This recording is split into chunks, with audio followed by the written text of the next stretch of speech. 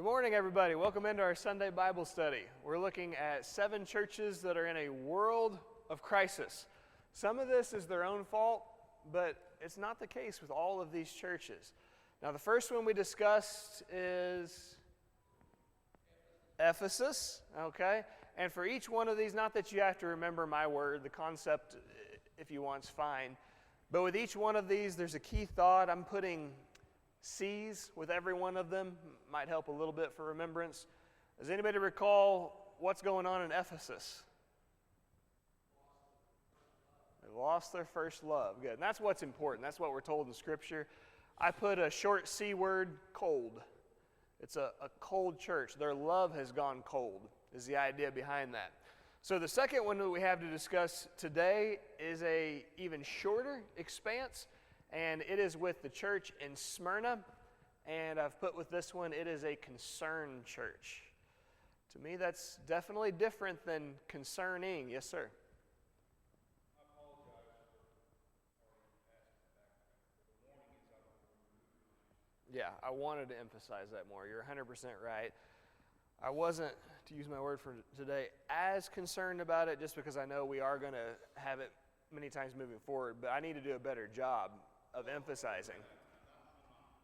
No, I'm taking responsibility. I need to do a better job of emphasizing because I really wanted to. You're right, Joe, at the end, that the warning is that your lampstand is about to be removed. What is a lampstand? Chapter 1, verse 20. It's the existence of the church itself. This church is going to be gone if you don't take care of this issue. Go ahead. Right. That's so scary. It really is, and it's just one thing left unaddressed. You can look at it from that perspective. If we're doing 100 things great and just one thing we're not giving attention to, that's enough to ruin the entire church. That's how important one thing is. Now, granted, this one thing is a super important thing. Where's your love for me? Okay, that's the basis of everything. And although we're not told exactly what that is, what we are told is there are all these things they're not doing, which is great. They shouldn't be doing those bad things, but they are failing to do something that's good. He says, do the first work. This is something you're not doing. What exactly is it? In fairness, we're not told. I did highlight to you what seems to make a ton of sense is this is a highly missional church. When it begins, they love teaching the gospel to the lost. But think about it. If you have this great news that saves people's souls, number one, and then number two, also builds up the church, and you stop doing it, souls stop being saved, and the church stops growing, churches don't sit still, not for very long anyway. You're either moving one direction or the other, and if you're not moving the right direction, you're moving in the wrong, and you shrink until you stop to exist. I would argue that the church in Ephesus might be the greatest lesson for the church in America today. Could be wrong on that, but I think it might be the single greatest lesson. We tend to focus on all the bad things that we shouldn't do. That's good. We shouldn't do the bad things. But if we fail to do the good things and we stop being active, and especially we stop reaching out for souls to be saved, number one, but number two, for the church to grow, we're not going to stay where we are. We're either going up or we're going down. And if we're not going up, that could only mean one way we're going. And I think that's something we see as a pattern in America over and over in the church, that we focus on, well, we don't do this and we don't do that. Okay, well, what's the good, though, that you're doing? And we see a decline that begins and then free falls until within a few years, the church is basically non-existent. So it's a great lesson for us in Conway, just like it is for every church in America and across the world. Don't do the bad things, but make sure that you're also doing the good things, especially reaching out, A, with what saves souls, and B, with what grows the church. Thank you, Joe. You're exactly right. Appreciate that. Yes, Paul. Thank you. Instead of trying to correct these. Yeah, very good, Paul. I hope everyone heard that. It's an excellent comment. And yeah, I've said for some time, if the brotherhood would spend half as much time in trying to save the lost as we do trying to criticize and beat down the saved, we'd be in a lot better shape in the church. I think that's for sure. Yeah, very good, Paul. Okay, so with those comments, we will cross over into our new church today. Not a lot of expanse, but there's a lot of discussion that needs to be had. The church in Smyrna, only 4 verses, 8 through 11. And I started to say there's a difference in stating this is a concerning church and this is a concerned church. Okay, so it's not a concerning church as much as like what's going on with Ephesus, where we're going to find out where something's really seems to be off, but undoubtedly this is a church that is concerned for all the things that she's facing. As we did with Ephesus and as we're going to with each one of these churches, I first want to give a background to the city that we're going to be discussing. I think that really helps. Some details about it culturally, one especially, perhaps some others geographically. We pointed out some of the geography of Ephesus, and I want to do the same with this one, Smyrna. Now this is a more modern day look of Smyrna and how it appears today, of course from a bird's eye view. And as you would look down, it's beautiful. The Aegean Sea, an arm of it is what juts out there, of course is connected to the Mediterranean Sea. You know, I don't know how we name all this stuff. It's all the same sea. Matter of fact, the whole body of, we have all the different oceans, right? I mean, they're all connected to one another anyway. But this is the Aegean Sea that's connected to if you're concerned with political designations, the Mediterranean Sea. Gorgeous, looking down on it and the water. And then, of course, you see the mountains across the way, for which Turkey, don't forget, this is modern-day Turkey, is famous. Now, I'm going to give you, like I did with Ephesus, this is an artist's rendition, considering that it's a part of the Roman Empire. It's a very successful city back when in the 1st century. And with the Grecian influence, here's one artist's rendition of how it might have appeared back in the day. It's a beautiful scene, isn't it? I mean, it's nice today.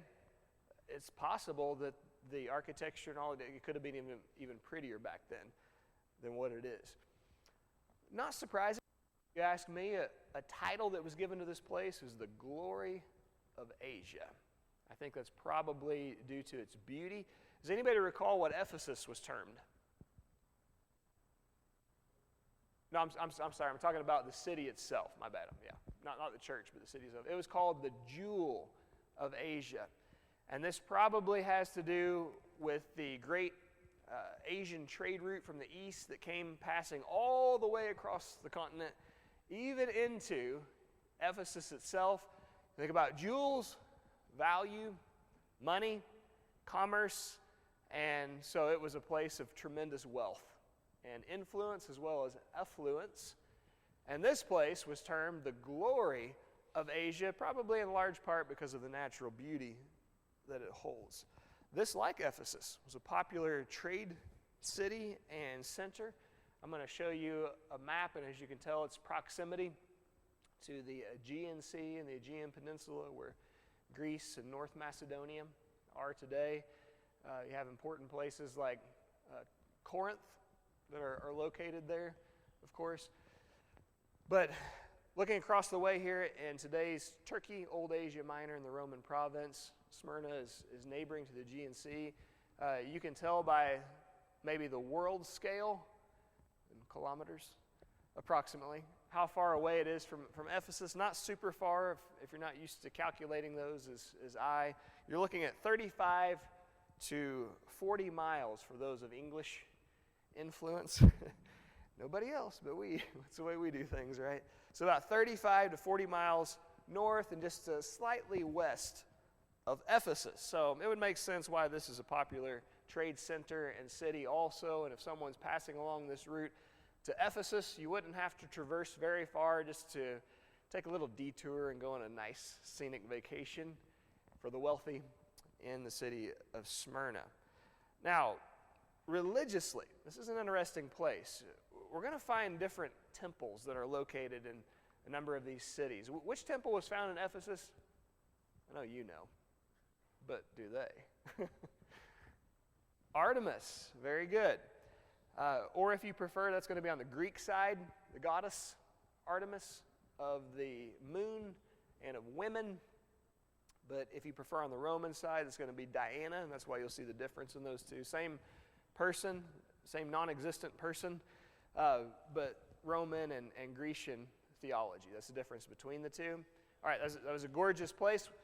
Well, here there's going to be a temple as well, and we'll talk about that here in just a moment. Obviously, the worship of Diana/Artemis was central in Ephesus. The center of worship was a little bit different in Smyrna. The focus was on the Roman emperor and the worship of him. Now, to us, that sounds blasphemous, because aren't you like cheating on your, oh, sorry about that. Aren't you cheating on your God if you're worshiping somebody else? Well, that's coming from the viewpoint of a monotheistic people. These are polytheistic. They believe, as many world religions, in a multiplicity of gods and goddesses, and their concern isn't about worshiping one to the offense of the other. Do you recall Paul's interaction with the brilliant, quote-unquote, philosophers in Athens, Greece, on Mars Hill? Or if you prefer, that's Roman, if you prefer the Greeks, Ares Hill, or the Hill of Ares. Anyway, do you recall as he's passing through and there's altar after altar after altar? Wow, you guys are really religious. and then he comes across one, the altar to the unknown God. The focus of the Greeks and the Romans isn't, I'm afraid we're going to alienate one of our gods if we worship this one in addition to the other one. Their real concern is, what if we leave one out? The more the better is the way that they see it. And so to them, this isn't betrayal in worshiping a person on the earth and the worship of Caesar. This is making sure that they don't err at all. And they see Caesar as a god like they do their gods and goddesses supposedly above. Okay, now I want to tell you about the temple that's found in Smyrna. I find this one really interesting. This is called the Temple of Roma. When you hear Roma, what comes to mind? Okay. Smell. Very good. I'm going to come back to you. How about All you got to do is say and then add that. Aroma. I can't do it very well right now, as you might be able to hear. You probably too. But aroma, it's invigorating. Life. Breath. Very good. Okay? Which is interesting with God's name, right? So, what else do you think? When you hear Roma, think grocery store. Oh, yummy. So we're going with the Mediterranean diet, huh? And the delicious, flavorful Roma tomatoes. But there's another reason for this one right here. What is it? Roma. Change the vowel and you have Rome. It's the temple of Rome. This is the personification of the nation. And if you live back at this time, if you think Rome, who do you think the first person is who comes to mind? The ruler of Rome, Caesar. So if you see Rome, your nation, as an eternal God, which the people of Rome did, many of them, especially in Smyrna, and you want to express your worship, where do you think you're going to send that? But to the Caesar, the leader of Rome. So each one of these places, there will be a temple, and I'll mention, by the way, the temple of Venus and Roma in the city of Rome is probably more well known than this one, but this is the original temple of Roma, and it was built in 195 BC. So this is a long time before where we are right now. We're looking at greater than 250 years prior. So this isn't some new development in this place, but this has been around for some point. And I know the Caesars haven't necessarily been around that long, but the worship or the adoration of Rome and the greatness, this concept, has floated around for some time. Unfortunately, we're going to encounter a large Jewish population that isn't too friendly with the Christians in the city of Smyrna. You ever heard of Polycarp? Yeah. Polycarp has some background here. He actually served as an elder in the church in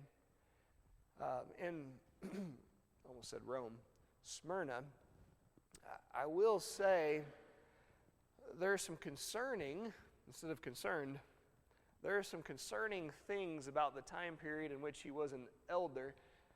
You see a transition. Remember the prediction of the New Testament, prophecy may be better stated.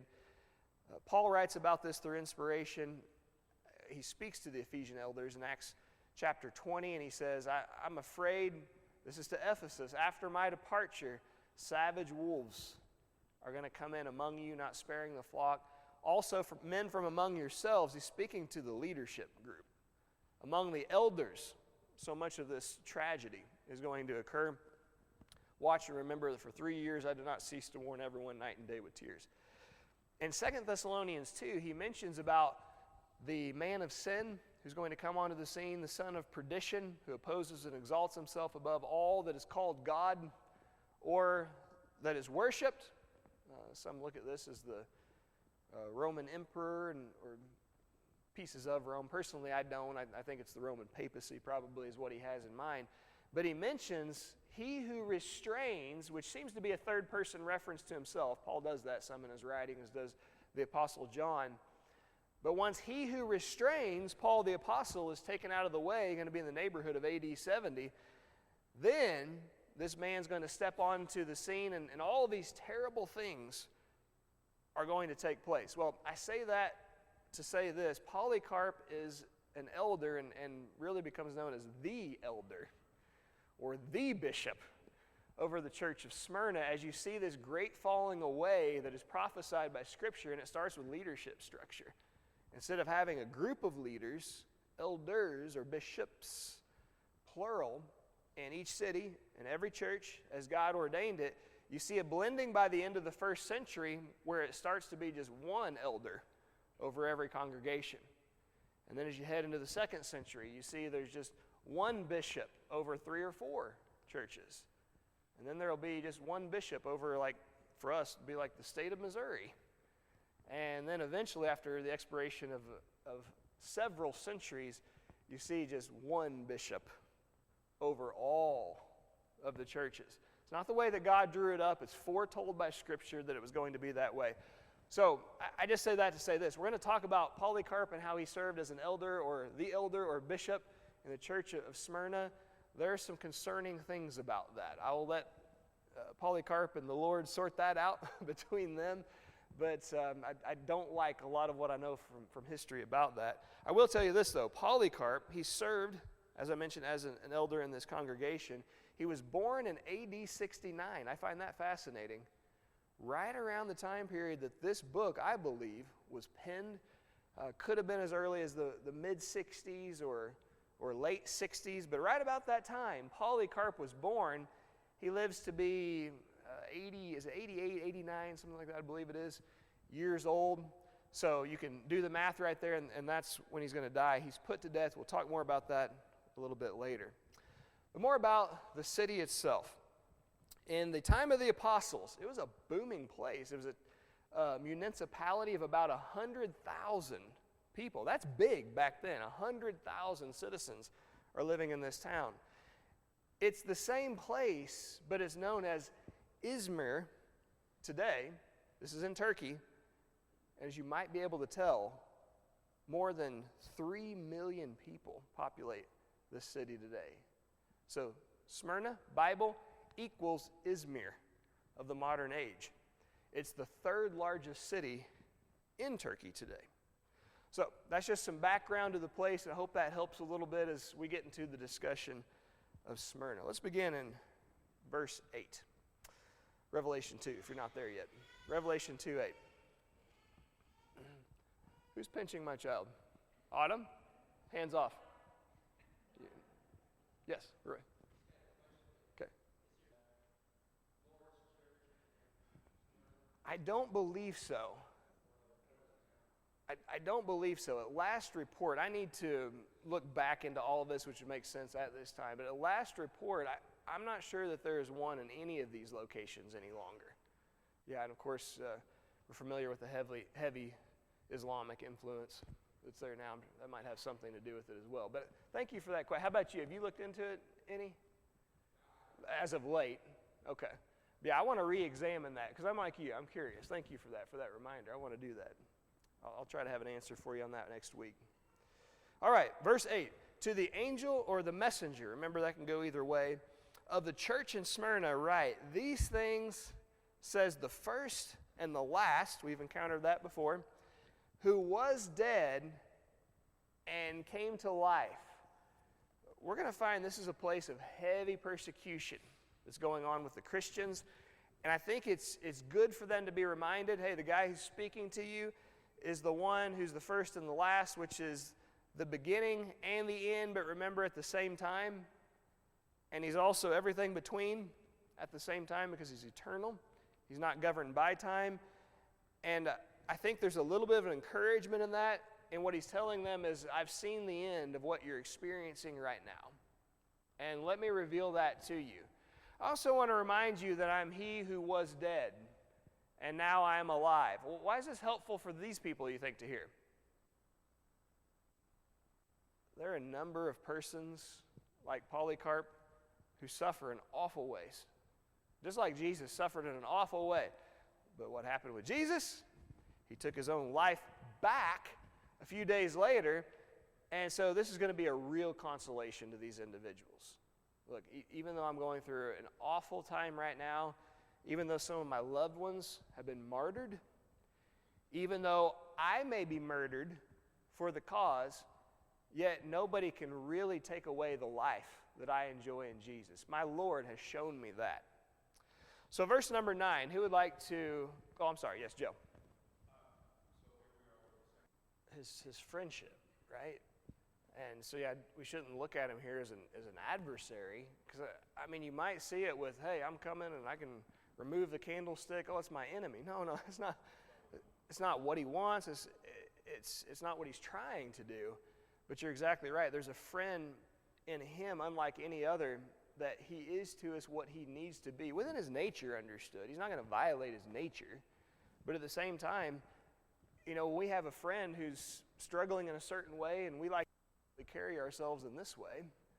But my friend needs me right now in this way. What do? Well, if we're a friend, we step down or up, maybe, to that level to help the friend out. And that's what he's doing. That's a great point, Joe. Where do you think the guy who saw the light learned it? But through what he saw in the light of the world. Very good. Okay, who wants to say our memory verse? Number 9. Could have chosen 10. I think it's much more familiar to us, even though it might have been more challenging to memorize. But I really like verse 9 for certain things going on in our world right now. Revelation 2:9. Roy, please.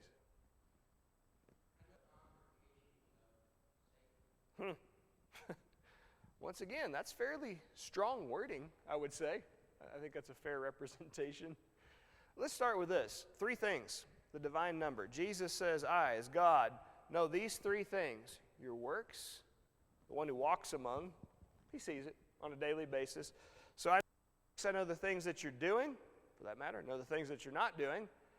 I know your tribulation. Another word for that is trials. Your difficulties, your hardships, your struggles.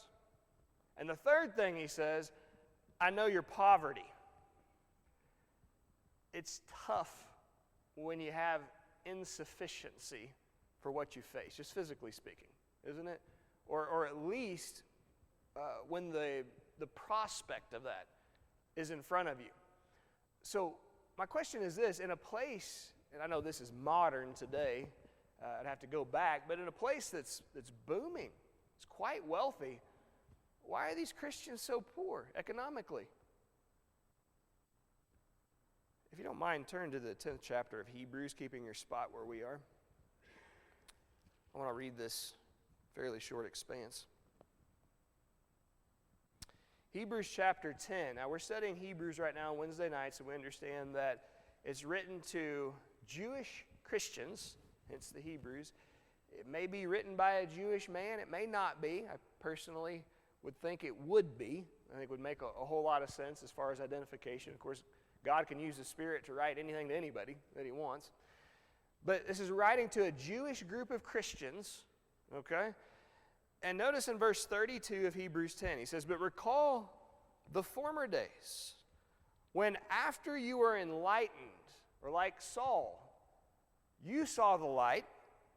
You entered the light, Christ. You endured a hard struggle with sufferings, sometimes being publicly exposed to reproach and affliction, and sometimes being partners with those so treated. And the mention here is that either you were targets of this directly yourself, and this isn't something that was on a small scale, but you would be brought out in the open and accused of your Christianity and ridiculed, maybe even on the town square in front of everybody, one. Two, when you would try to stand up for or with those who are being so treated, then indirectly you would receive that same kind of scrutiny. Verse 34, for you had during this time compassion on those in prison, and you joyfully accepted the plundering or the stealing of your property, since you knew that you yourselves had a better possession and an abiding one. Now, I'm not saying that these Jewish Christians are exactly the same ones in Smyrna, and maybe some of them are. It's possible. But what we do know is this, that Christians in the first century, one of the persecutions they faced is that they would have these attacks come against them, whether this is through the legal system or not, and their things were being stolen. And nobody cared and would stand up for them because they were Christians. So I want you to think for just a minute that if someone were to step onto your property, maybe you don't know, and maybe it's with the authority of law, and confiscate every vehicle you had, how easy is it going to be to do your job? For you farmers, if someone came on, legally or not, and took all your four-wheelers and your UTVs, how easy would it be for you to do your job then? And just think of the loss that you're experiencing. Someone comes onto your property and takes all of your cattle, your horses. What do you do from that point forward? So that's one of the things that the Christians are experiencing, whether legally or not, is the plundering of their goods. We do know that. But listen to their attitude. You joyfully accepted that. All right, this is a good day. All my things are gone. Someone robbed me blind. Yes. That's strange, isn't it? But that's the way they looked at it, and here's why. They said, or he says, because you knew that you had a better possession and an enduring one, especially understanding the identification now that they have with Jesus being treated as he was. Verse 35, therefore do not throw away your confidence, which has great reward. You think it's possible that your demeanor might drop? Might look at things like old Alexander as a no good, rotten, very bad, I don't remember all of them, kind of day. You might, right? But he says, don't let your confidence and your joy drop, because you have a great reward coming. But verse 36, here's what you need to make sure you focus on. You have need of endurance. This is commitment. We often term this faithfulness. So that when you have done the will of God, you may receive what is promised. I hadn't intended, but look down in verse 37. Yet a little while, and the coming one will come, and will not delay. You think about the components of this message, and you take it back to Revelation, the persecution and poverty. Why? Probably like these in Hebrews, maybe it's some of them, their things are being plundered. They're written right in the same time period, it seems, from history. And so their things, legally or not, are being stolen, and it would be easy to become discouraged from that. But God tells them through the penman of Hebrews, what you really need to focus on is the enduring reward, which you have, and you've been great. Don't let your confidence dip down. Don't let anyone take away the joy that you find in Christ, understanding the riches that you're going to have in glory. Just focus right now on faithfulness, persistence. Keep that in mind as we go down. Because he who comes is coming quickly. That's the message of Revelation. So I know your works, tribulation, and economic understood poverty. Look at the parenthetical expression, though. But, that means forget everything I just said. You are rich. They're not economically rich right now.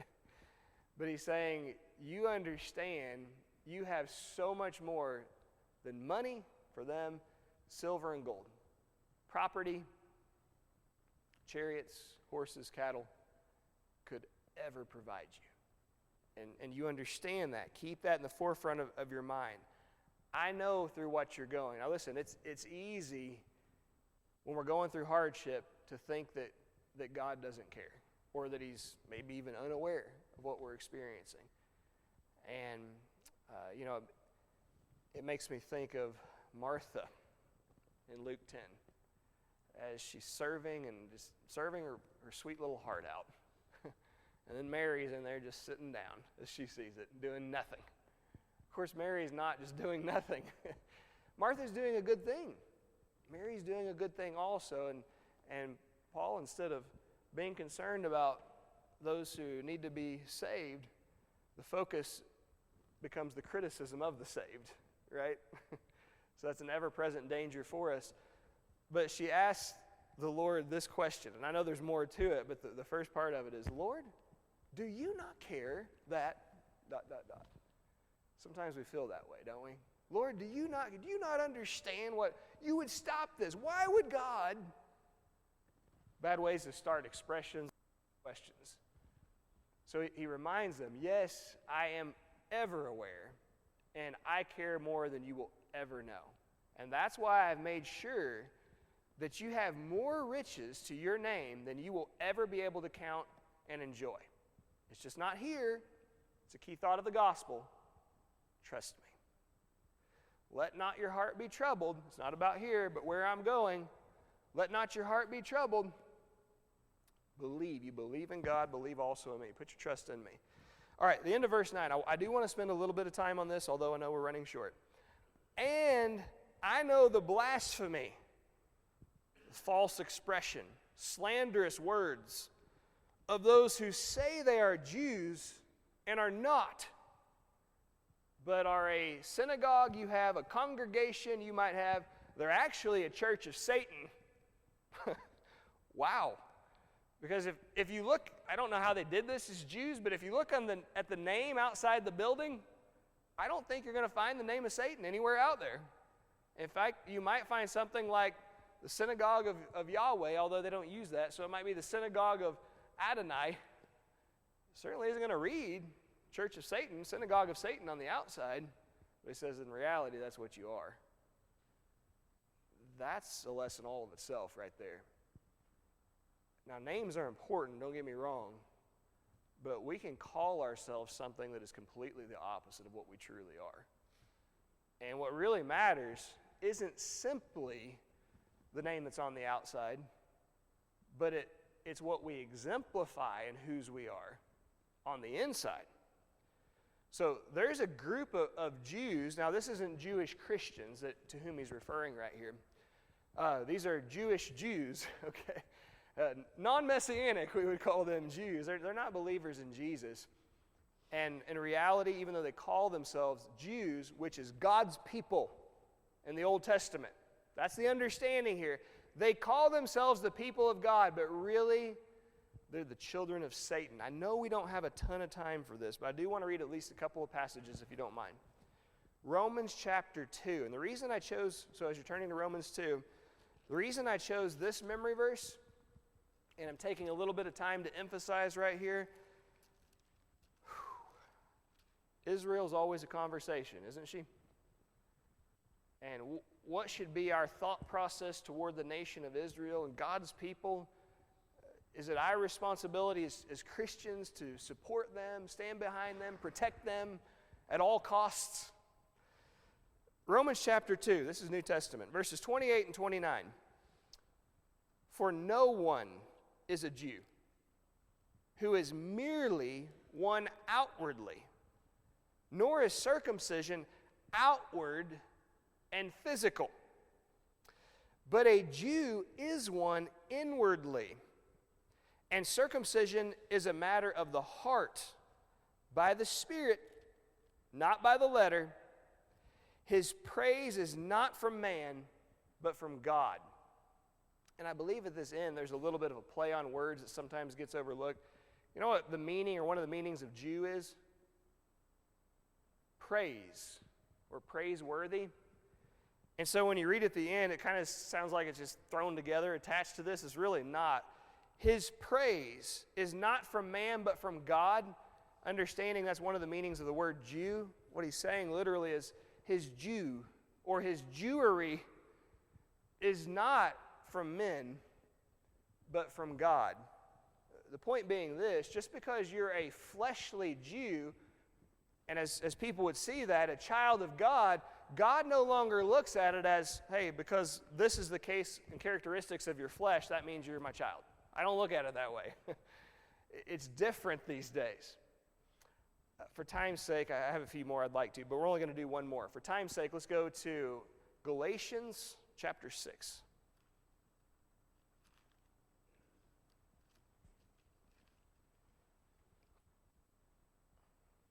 Galatians 6, verses 15 and 16. This is the way it is now. This is coming from the Jew of Jews, by the way, Paul, as he would describe himself in Philippians 3. Galatians 6, he says, starting in verse 15, for neither circumcision counts for anything, nor uncircumcision. God doesn't care about the marks in your body that make you a physical Jew any longer. Neither circumcision nor uncircumcision avails anything, but here's the only thing that matters now. A new creation. And he's referring back to the birth of the person. You know, back in the day, you were born into a relationship with God. And on the 8th day as a male, the covenant was ratified through the marks on your body and the circumcision of the flesh. And he says anymore, he's not concerned about the first creation or the first birth. Now this is the only thing that matters to him and what really makes you a child of God. It's becoming a new creation, or as Jesus would explain it in John 3, being born again. Does that make sense? Now, we could spend a lot more time on this, and I intended to spend a little bit more. We're not going to have it. But I think that's so important for what's going on in our world right now and has for the last several centuries, and God allowing what will for millennia ahead. How should I look at the nation of Israel? How should I treat the Jews, recognizing they're God's chosen people? The short is they are not God's chosen people any longer. They were selected to bring the hope of the world into existence. And once they did that, the purpose was accomplished. And now those who are the people of God are not the ones who are born the first time into the world and have physical marks on their body. Were created the first time, but those who have been born again or a new creation coming into the family of God. Roy?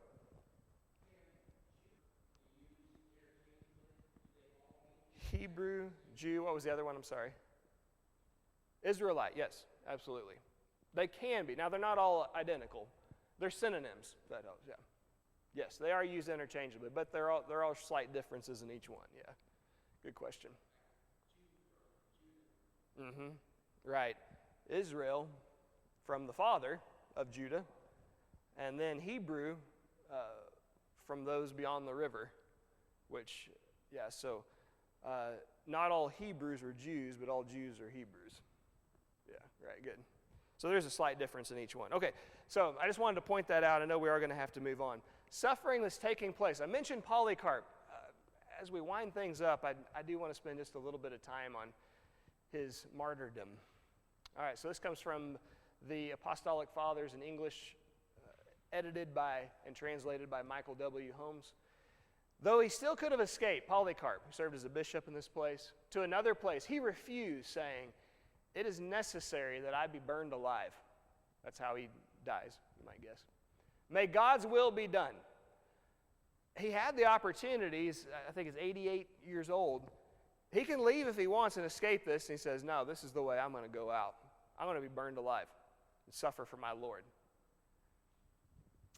When the magistrate, the Roman ruler, persisted and said, all you have to do is revile Christ. Revile Christ and I will release you.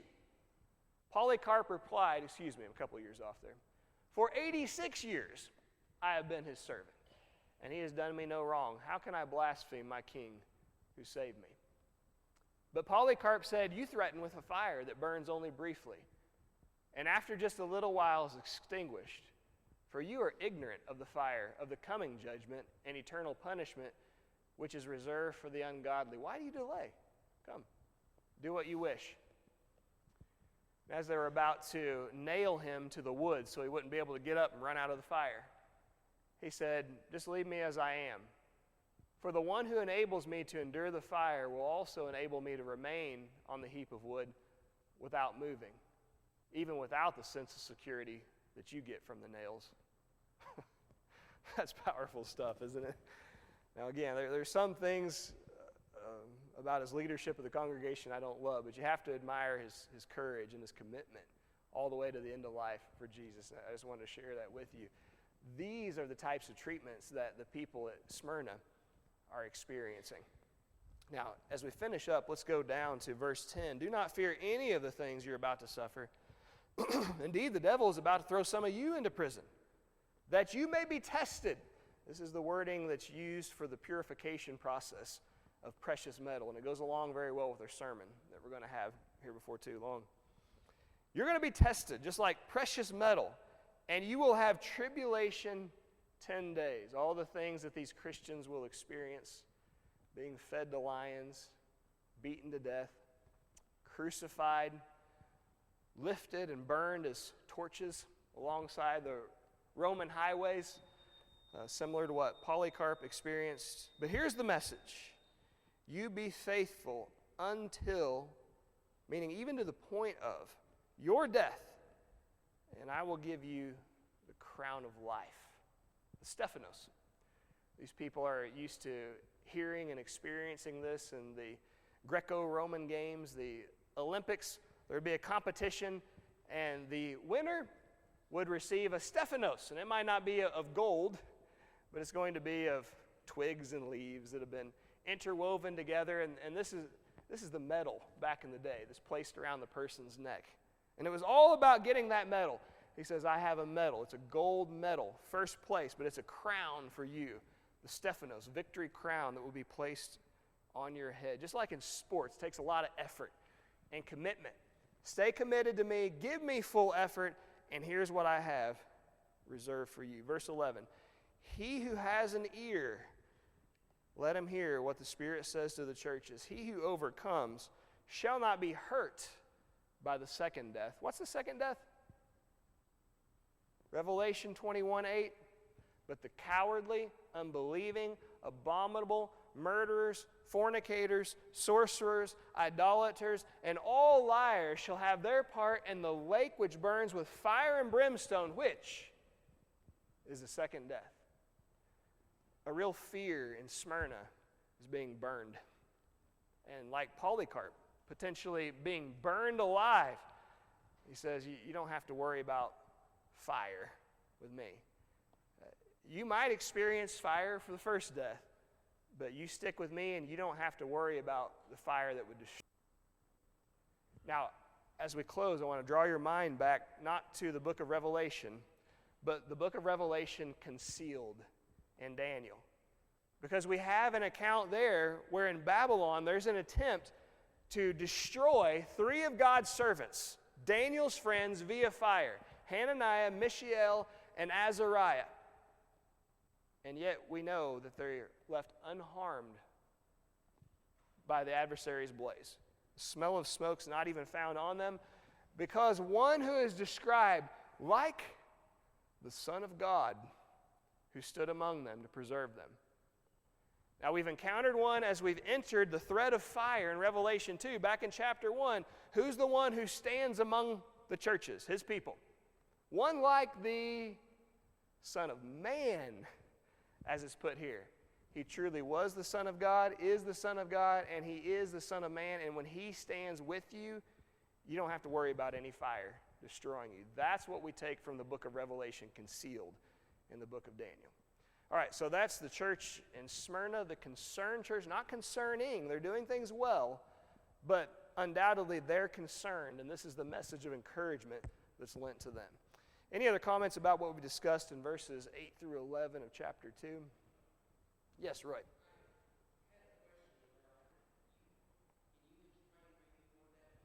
Yeah.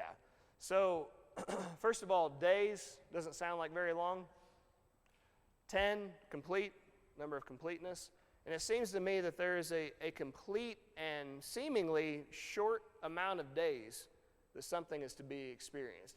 I think the point is it's a definite time in the grand scheme of things, it's not very long at all, the undesirables, I think is probably what he's expressing, but feel free to. Oh, that's interesting. I hadn't thought about that. Yeah. With the vegetables, right? Very good. Yeah, let's think a little more about that. Appreciate the food for thought.